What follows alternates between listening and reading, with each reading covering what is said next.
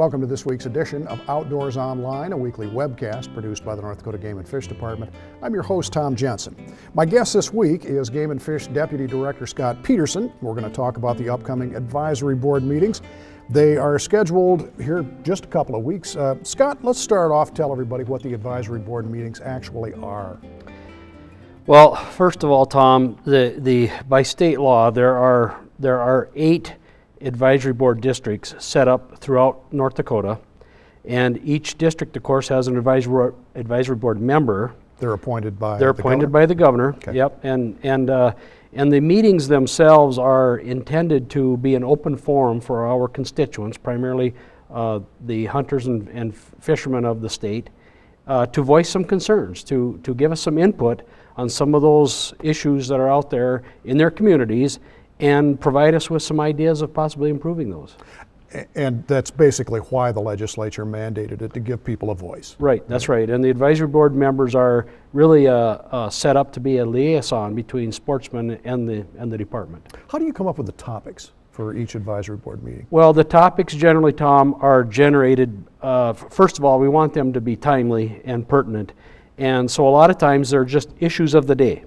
For instance, these upcoming advisory board meetings, we're going to talk about, one of the things we're going to talk about is zebra mussels, or ANS, aquatic nuisance species. Right. And of course that's timely because with the recent discovery of zebra mussels in the Red River, we thought it was time to talk about it with the public and get some ideas on possibly how we can prevent that spread of zebra mussels into other state fishing waters. I know that generally we time the meetings so they come directly after deer season. And we do that on purpose, right? Right. One of the things that you can always count on of generating a lot of discussion at these meetings is deer hunting and deer management, issues. And yeah, that's one of the other things on the agenda. We just are in the process of developing our 5-year deer management goals. And so we want to get that discussion going with our constituents as well and let them know what we're thinking, how those numbers are generated, and it also kind of sets the stage for the next 5 years in terms of what we're likely going to be doing with deer numbers based on what we know today. Of course, climatic conditions change and that will dictate a lot of things, but it's important that our constituents get an input into that so they know what we're thinking. This is a great forum for just the average outdoors man or woman to bring their issues out to us. First of all, I want to say that the agenda is a very loose agenda. We're very flexible on changing topics, but we typically try to reserve the first hour for topics that are generated by the audience. We always set a few items or a few discussion topics that we want to get out there, but we always leave plenty of time for those topics that may not be on our agenda that the sportsmen and women would like to talk about as well. What topics are we bringing to the table for this round of meetings? We're going to talk about, there's 4 topics. We want to talk a little bit about mountain lion management, where we're at in the state as of today. Deer management goals, of course. Again, we want to get those out there. We're going to talk a little bit about aquatic nuisance species, again, which is very pertinent given the recent discovery of zebra mussels in the Red River.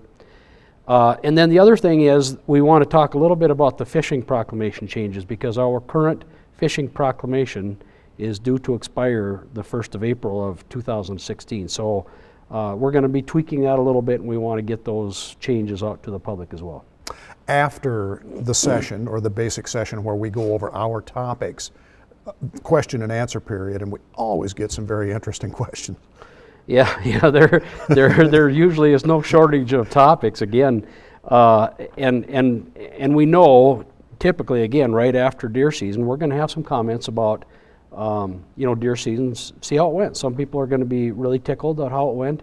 And others are going to have some concerns. They always do, and of course we take all of those suggestions very seriously, and some of them have been implemented over the years. And so there's some good questions and some very good ideas out there that we get from our sporting public. Right, and the questions don't necessarily have to be a strict topic related. Anything could be a deer hunting question. Right, could be anything. Right? It's open, and we'll entertain any and all questions or comments. All right, Scott, thanks. You bet. As Scott mentioned, there are 8 advisory board districts spread out across the state, and a meeting will be held in each district. Here are the dates, times, and places for each advisory board meeting. If you have something on your mind you want to talk to Game and Fish representatives about, attend a meeting near you and speak up. For Deputy Director Scott Peterson and the rest of the staff here at North Dakota Game and Fish, thanks for joining us for Outdoors Online. We'll see you again next week.